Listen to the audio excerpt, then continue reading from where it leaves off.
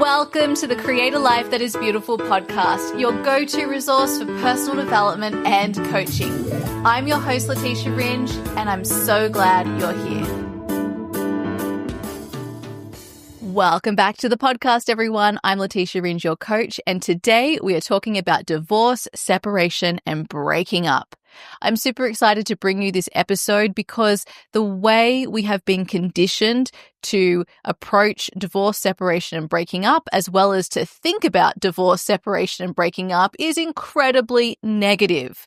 When you go through a divorce, separation, or the end of a relationship, you will move through a painful process as it is. But we make it way worse because of the unconscious way we approach divorce, separation, and breaking up. We add more pain, more suffering, and more struggle to the already painful process. And the reason it's already painful is because you and your partner are in the habit of being together. You are on some level attached to being in a relationship with each other. And you're probably in love with each other, even if you think you're not. So it's very, very normal that you feel pain through this process. There will be grief even before you've broken up.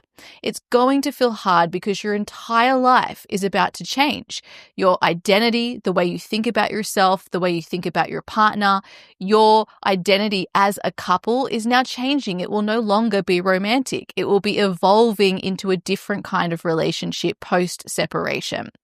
And because of all of these endings that are happening on a physical level, on a mental level, on an emotional level, an energetic level, there are very significant changes happening to you and within you and between you. And when you then tell yourself, we shouldn't be doing this is wrong, or I'm bad for putting us in this situation, or whatever the stories are that you're telling yourself, this just further exacerbates the pain and suffering that you're already going to experience quite normally and naturally, and I would even say healthily, as a result of a relationship ending. So, for starters, I prefer to call divorce, separation, and breaking up the completion of a relationship. Now, it's not even the completion of a relationship entirely, because you'll still be in relationship with one another no matter what. You're in relationship with people even after they have passed away, right? Because the way you relate with them is about the way you think about them. And so we can be in relationship with people even though we've said, hey, this relationship has ended. The current format of your relationship is coming to completion. It is allowing space for a new format to emerge between you two. And it's also allowing space for other people in your life to be in your life and to relate with you in new ways. So every time we're going through something hard, every time something is ending, you need to remember that this is also creating space for something new to emerge, for something new to blossom. Something else will take its space.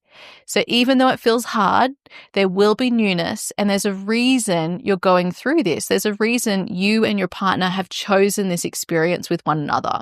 So we want to honor the natural grief process, the natural and healthy pain that shows up, and we want to avoid making it any more painful than it needs to be. And so in today's episode, I'm going to give you some tips to help you do just that.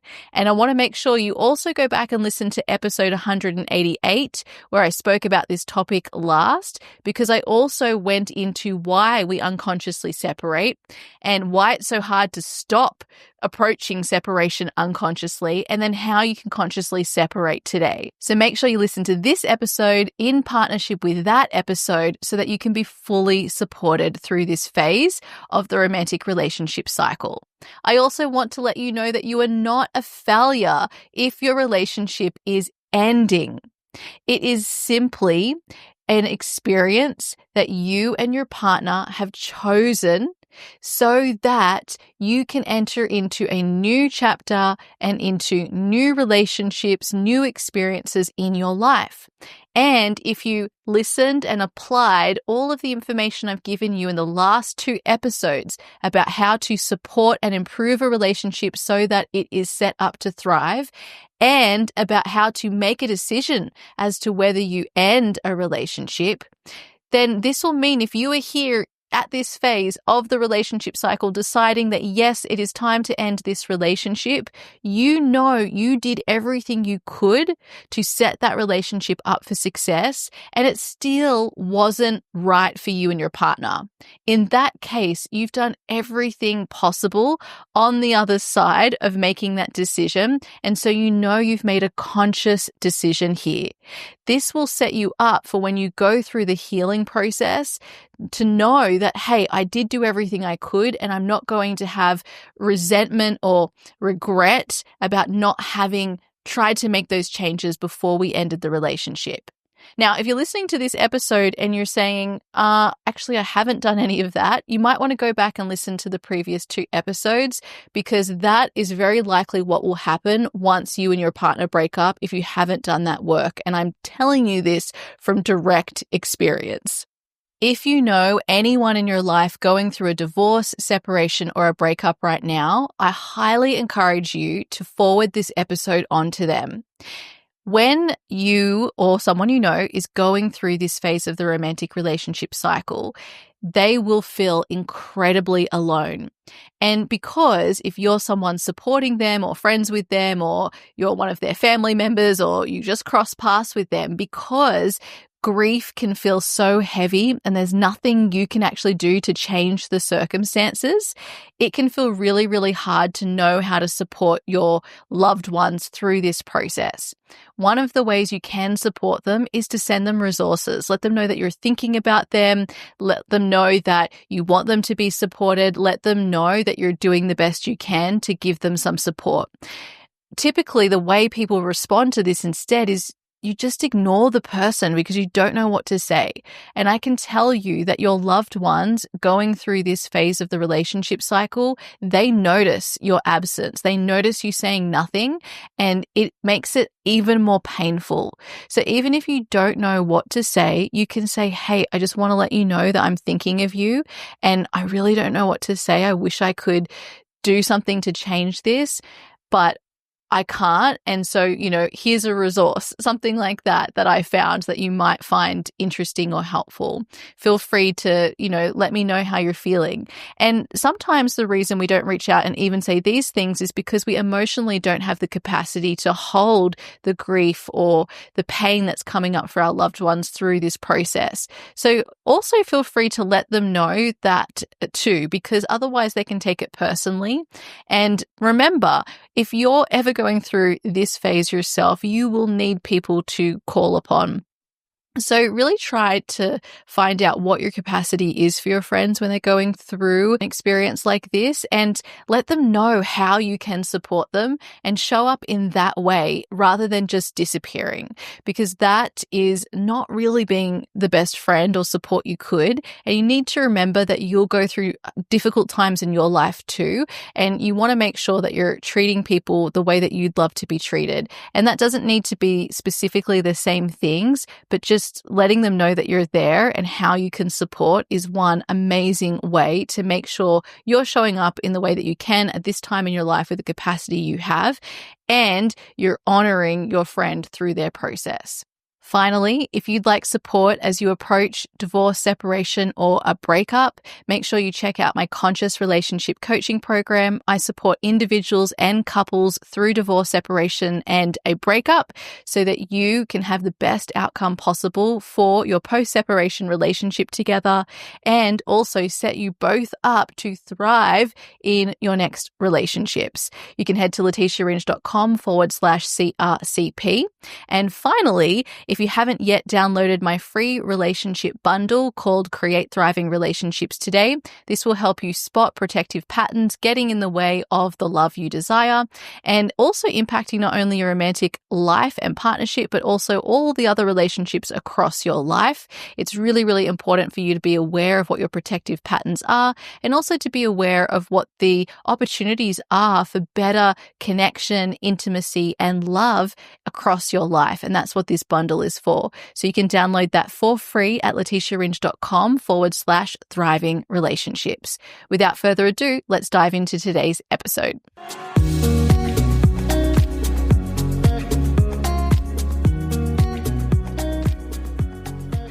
Welcome to Relate Higher, a podcast dedicated to providing the leading standard in conscious higher relating and to teaching you a conscious framework for all of your relationships. This is your go-to resource for developing meaningful, conscious relationships across your life. I'm your host, award-winning relationship coach and consultant and former family lawyer, Letitia Ringe. I'm so glad you're here. Okay. So I've got 8 tips that I want to share with you to help you approach divorce, separation, and breakups in a conscious way that actually will lead to positive outcomes for you and your partner and will minimize the additional pain and suffering we love to place on top of an already painful process. The first thing I want you to remember is that you and your partner are both amazing. And you need to remember that even though you've made the decision to not be in a relationship together for the very valid reasons that you should back yourself up on if that's the decision that you've made, brackets, providing you've actually done the work to support the relationship to be in a position to thrive before making that decision, close brackets, you two are both amazing. And the status of your relationship doesn't change that. You know, when I was in a relationship in the past, I remember meeting my partner's ex-girlfriend. And I remember thinking to myself, you know, if she chose to be in a relationship with him and if he chose to be in a relationship with her, then really she's amazing because he's amazing. I think he's amazing and he thinks I'm amazing. And so if he chose her and she chose him and I chose him and he chose me, we all have something in common. So we must all be on a very similar wavelength. And so I'm going to look at her with the utmost respect because she is someone who saw that amazingness in my partner, and that's something we can bond over. Now, I want to take this same idea and then apply it to your partner. You thought they were amazing when you got together. You thought they were amazing throughout your relationship. Why does anything need to be different now that you and your partner are facing a separation? They are still amazing, and so are you. It's really important to remember this as you move through the process because that will help you to access the respect, consideration, and love that is a choice for you to access no matter what phase of the relationship cycle you're in, especially when you're dealing with separation. So that's my first tip. Just remember, nothing changes here. You are both still amazing people, even though this process may have and probably is or will be painful. You're still amazing, both of you. Remember that throughout this journey, and that will set you up to not try to attack your partner, which is what we do to try to make ourselves feel better about our decision to leave one another. That is totally unnecessary. It comes from an unconscious place, and it really just leads to extra pain and suffering throughout the process. So let's not do that. That's my first tip. My second tip is to give your divorce, separation, or breakup a container. I want you to ask yourself, how do we want this process to be? And I want you and your partner to actually talk about that, to have a conversation. How do we want this process to be? And when you're asking that question of yourselves, think about what would be the highest way this process could be for both of us. Like if we could make it the best process, our separation for both of us, what would that be? Really use this as an opportunity to come together as a team, even throughout your separation. And giving it a container means you and your partner are deciding the rules, the structure for this process, because it is a process. Don't expect a separation to happen immediately, and don't put yourselves in a position where it does. I never see that work well on either my end as a coach supporting my clients, or even on my own end, me as a person going through a separation. Typically, what we want to do is just have it over with as soon as possible. So I know for me in the past, I was like, right, that's done. Now I'm out. There was no container. There was no intentional process. There was more of a process in the lead up to making the decision. But once the decision was made, because from my experience, because I didn't want to go back on that decision, I just wanted to get things in motion. I don't think that this is the best approach, though. I think whenever there's an ending in your life of something significant, if you can give that ending a process, like a period of time to move through that ending, that is a way to honor the relationship or whatever it is in your life that you're bringing to a close. It gives both you and your partner the ability to come to terms with what's happening together. It allows the other people in your life, if you want to bring them in during this process to what's happening, it allows them to come to terms with what's happening, because we often forget that not only does a relationship ending affect you and your partner, it affects like all the people in your life who are really close to you, particularly your family members who are going to be there for a lot of the emotional support throughout your separation. So it's going to affect things not only for you and your partner, but also your loved ones. And if you've got children, obviously for your children. So you want to be respectful, be mindful of the toll this process will take on you and your partner, as well as everyone else involved, and give it a process rather than trying to just get it over with. Now, ultimately, yes, this means that the separation may be drawn out longer.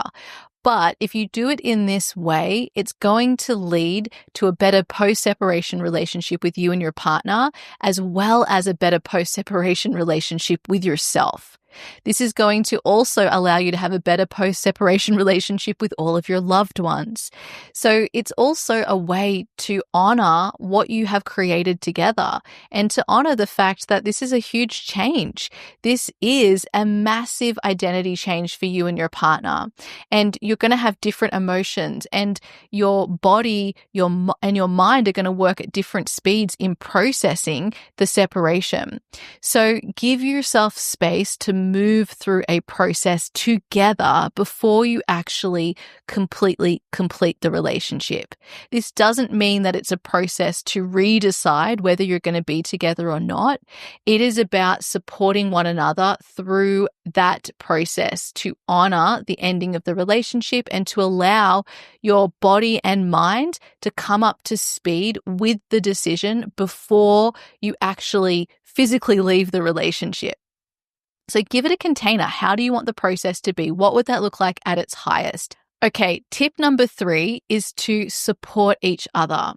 Now, often we're given advice that we should break up and then not contact our ex and have other people support us instead. And actually, in the past, I've been a pretty big fan of that approach. But today, my mindset's a little bit different, especially when we're dealing with long-term relationships. I really believe when you develop your capacity to show up consciously in your relationship, you have a different way of approaching separation open up to you. And so if you're listening to this episode, I want you to just try this on and see if it's something that you have the capacity to meet during this phase. Because if you can, it can be a huge support to you and your partner. So what I mean by supporting each other through the process is actually in that process, the container that you've just created for how this separation is going to be, how it's going to work in its highest. I want you to be a team through that separation. I want you to consider actually being the people who support each other through that particular process you've decided on.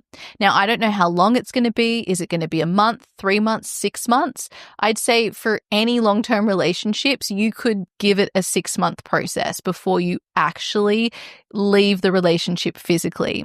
And through that process, you can both be processing the end of your relationship relationship together. You can do your individual processing, and then you can come together and actually talk about what you're processing.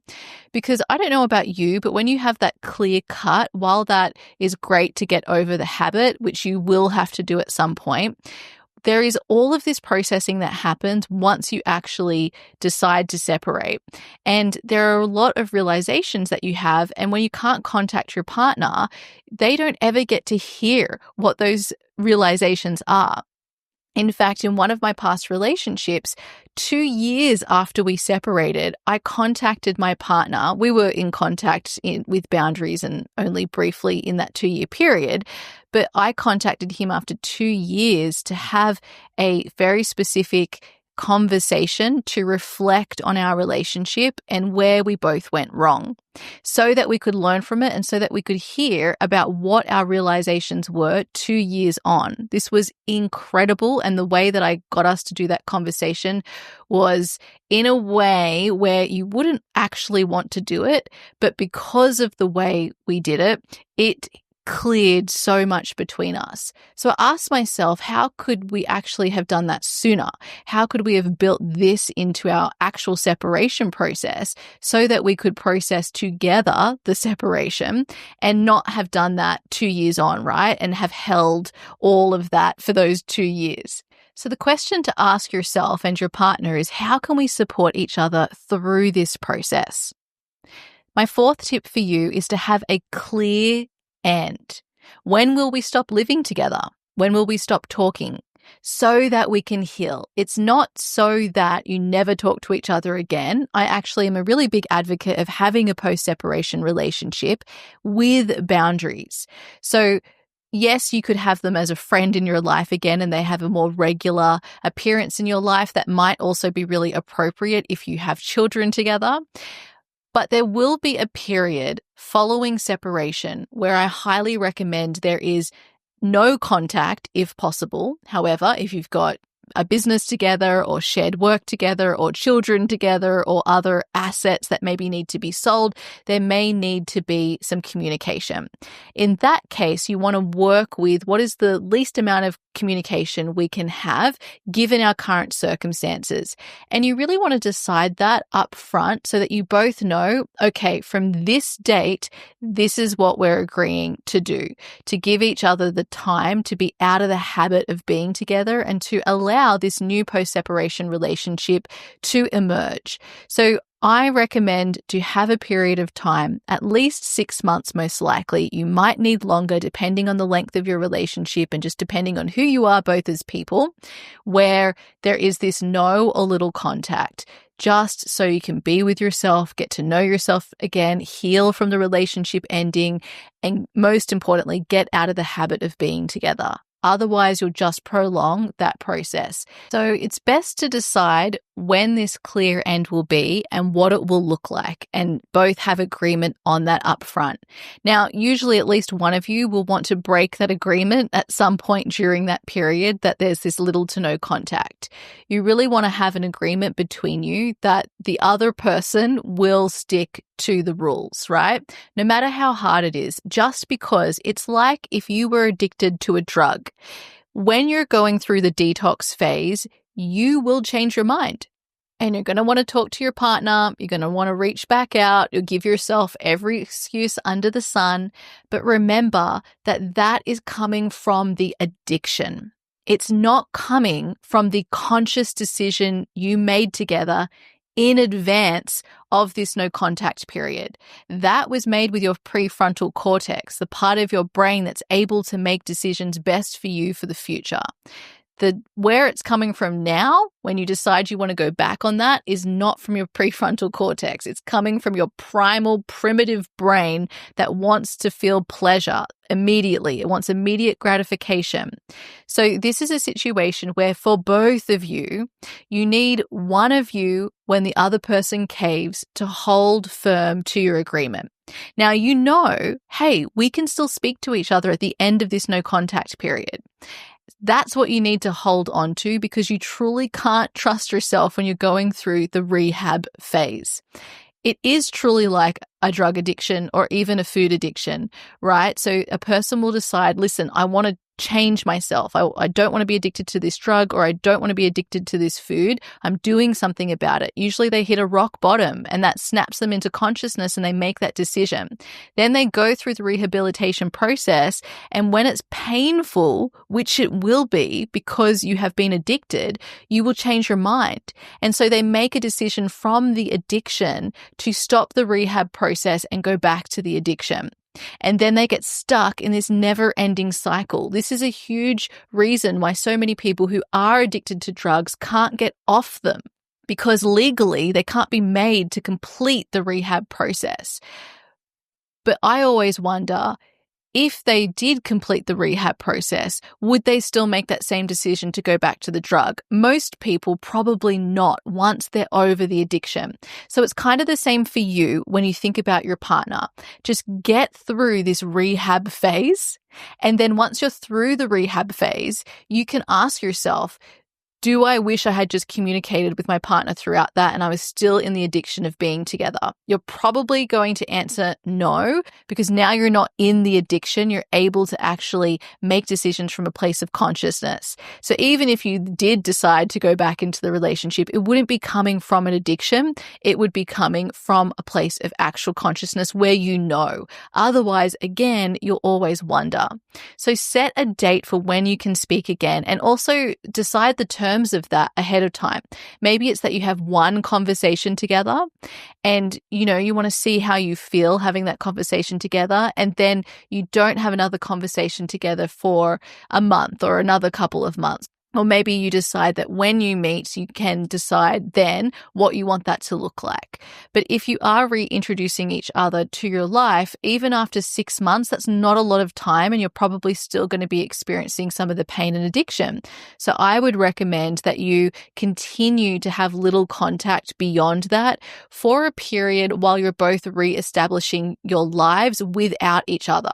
In fact, I think for most people, this actually looks like the period between when you separate and when you both are in a long-term established relationship with someone else. Because during that phase, you really have to reestablish your sense of identity, and if you keep getting involved in each other's lives, it just makes it harder. And they can also become a substitute for a partner, even though you're not together, which can then clog your space for actually attracting another partner into your life if that is what you want. So this can feel really scary because yes, we are talking years. I'm not trying to ever push people into a relationship right away after a relationship has ended. I think that rarely is successful. I think it's much more successful if you learn how to be consciously single, you learn how to build a life on your own, and so then you attract someone into your life based on the actual life you want to live now. That's going to require a lot of time to figure out, and it's okay that it takes the time it takes. So having your partner involved with you through that journey can be quite a vulnerable time to be doing that for both of you. And so I'm not saying that you can't have any contact, but I'm saying I recommend you have little contact. For instance, with one of my previous partners, I usually tend to keep post-separation relationships with my partners, except they always have boundaries. And so for one of mine, it looked like we didn't speak for most of the year following our separation. And then we would check in with each other once every 6 months. And then it was maybe a little bit more regularly for a period after there, but it was always with very clear boundaries. In another prior relationship I had, we had no contact for about 6 months, and then we had contact once a month for a period of maybe 3 months. I got into a new relationship. I had no contact with him for probably the first year. And then I picked up contact with him, once a year after that. So it just depends on you and your partner and what's right for both of you, where you're both at with your next relationship or just with your lives, what you both feel like you need. You've got to keep checking in with each other. It's really, really important, however, to make sure if you've just gotten through an addiction, but you're not really confidently walking in your life without the addiction, that you don't start bringing in the thing you're addicted to regularly, because it's very easy to slip back into it. So it just needs more time. And I really recommend you build your life, you establish a new relationship, And then if you want to have a relationship where they're more frequently involved in your life, then that would be the appropriate point to do that. But doing it before this time, particularly if you do want to have a long-term partner, it can just set things up to be more complicated. So I'm not saying again that you have no contact for years. I'm saying that you keep it to a minimum while you're moving into this new phase of your life and while you're really establishing that. Obviously, you can do what you want, but that's something that I recommend for most people. Okay, tip number 5 is also to make sure before you actually end the relationship and go into that no contact or little contact period, you also look at the practical decisions that need to be made. This is where my family law background comes into play. You really need to think about what decisions need to be made about children, about assets, and about any shared businesses or work you have together. So anything that is linking both of you, you want to make a decision about what you're going to do with that following your separation. And I really, really highly recommend, as best as you can, that you do this from a place of being fair and kind to one another, that you make decisions that are best for your children first and foremost, and also that are respectful of both of you now needing to go out and reestablish your lives, process the ending of your relationship, and thinking about the kind of co-parents you want to be together for your children. I cannot tell you how important this is. Working in family law, I saw so many people not give any thought to their children. It was always about who was right and who was wrong and getting back at each other, and the children get used as pawns. A divorce or separation for your kids is going to have an impact on them. And you can make it a much more positive impact by being really intentional about how you both choose to relate with each other through this, and about really focusing on what you want for your kids. If you had clear intentions for the kind of parents you wanted to be together, think about how you can still embody those same intentions, but post-separation, when you're not in a relationship together, but you're still letting those intentions link you for the kind of parents you want to be. This is so important, and it's a beautiful opportunity for collaboration together. And, this can be an advantage to your children, but you have to be intentional about it. And if you bring some clear structure for that plan for how you want to parent your children, when you're going to have the kids, for instance, this is really helpful for all of you involved. It helps both of you be able to establish lives where you're not parenting the kids when you don't have the children, so that you have some regular routine, which is going to be really helpful when you go through healing after the completion.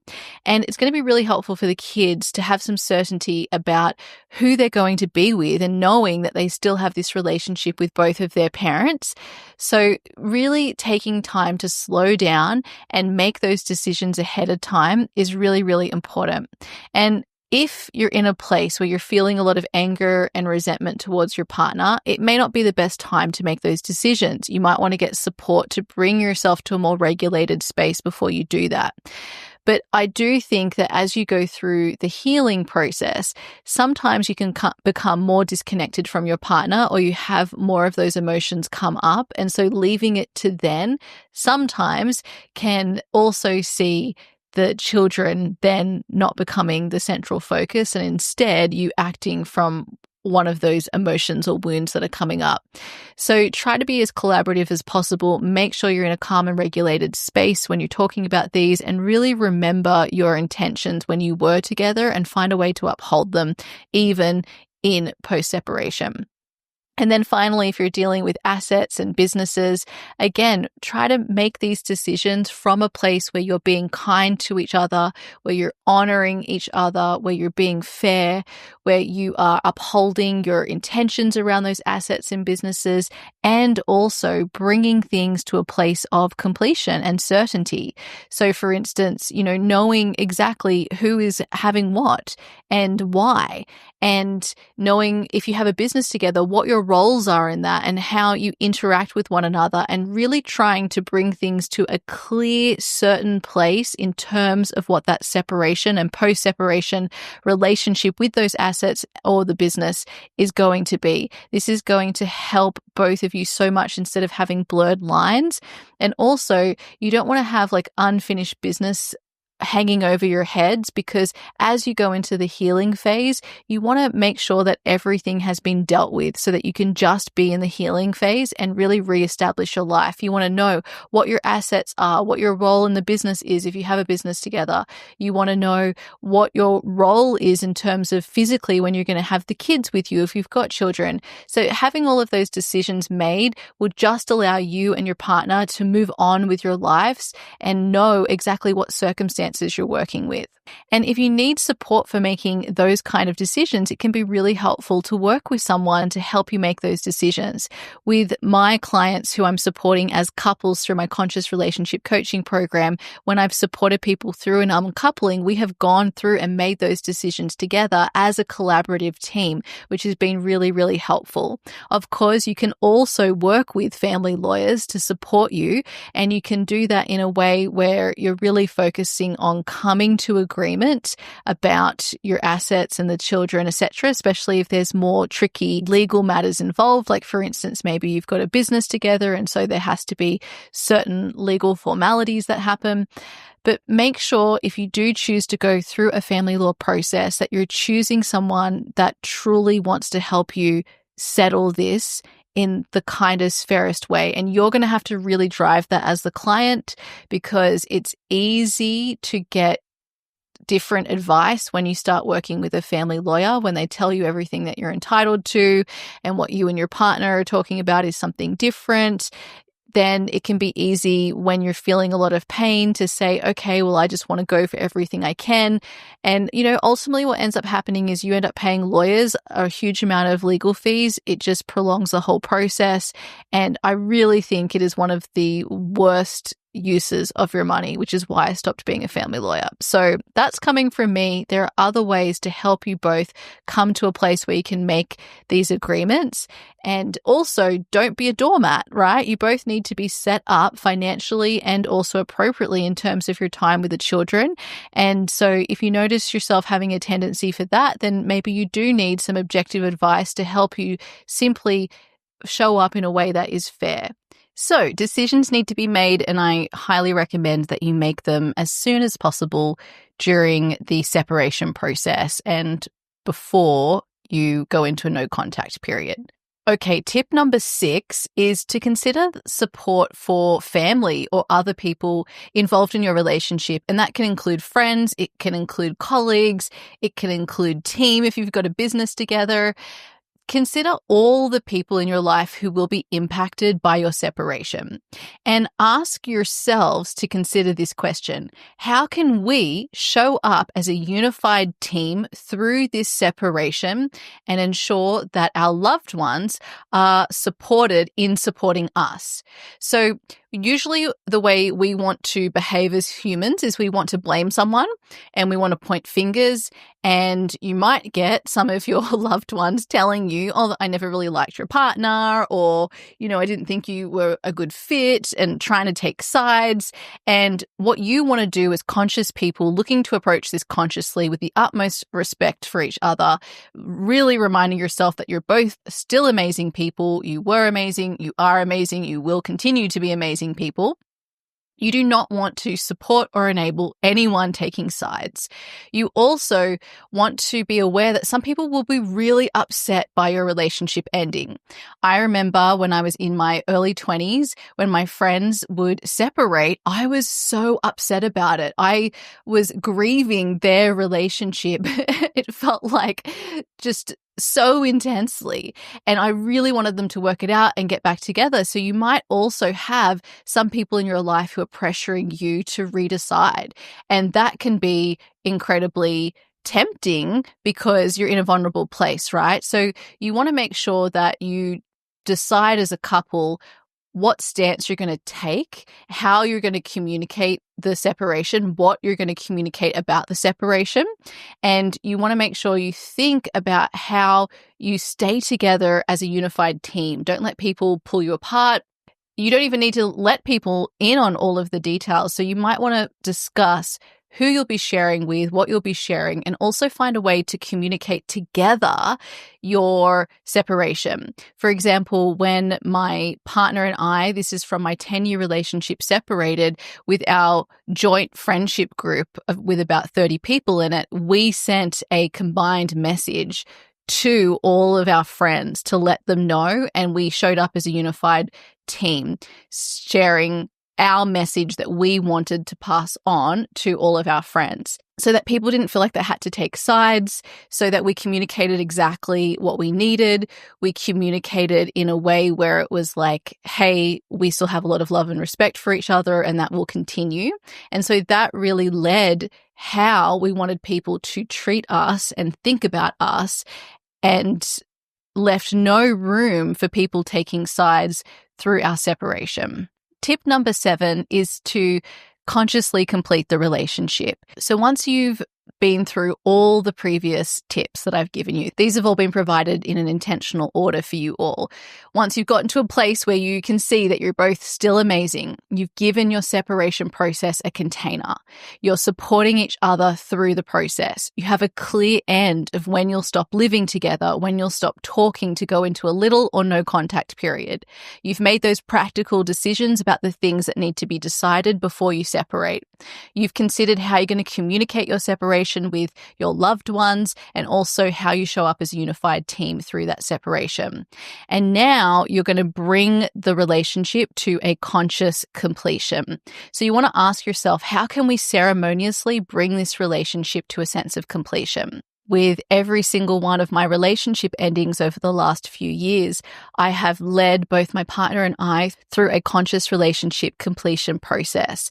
And this is just a way to honor the relationship, to learn from it, to show reverence to each other, and also to have a clear ending of your time together as romantic partners, and to really also consider and set intentions for what you want your post-separation relationship to be. So you can bring your own flair to this. I have my own process that I walk myself and my clients through, and I can tell you that it really sets the tone for your post-separation relationship, and it allows you to let go. When we bring ritual and ceremony to endings in our life, it helps us to let go and open up to the new. So whenever you're finding it really difficult to let anything go, whenever there's a lot of fear, I highly encourage you to do something like this to help yourself feel ready and safe to let go and enter into the new chapter. Now, my final tip for you is to make sure you also create a support team. So both you and your partner should ask yourselves, who will be our support team following separation? And if you've got shared friends or loved ones, people close to you, you might want to consider who you each rely on individually so that you're not both relying on the same person. It's so important for you to have a support team because you and your partner have been your support team through this, and now you're going to need other people. Try not to leave it all to one person. Try to spread it out amongst your loved ones, people you know have the capacity to support you through this healing that you'll now go into. And we'll talk more about the healing process in our next episode. Now, as I mentioned earlier on in this episode, some of your loved ones won't be able to show up for you in the way that you need them to. And it can be very tempting to take this personally, but try not to do that, depending on the person's general capacity and personality, as well as what is going on in their life right now, and also what your separation might trigger within them. That will determine what their capacity is. And so I want you to meet truth without reacting. Remember that this is an objective thing. This isn't personal. This is just, that is what their capacity is, and this is what your needs are. And right now there's not a match between them. So look to the people who do have the capacity and check in and ask what their capacity is.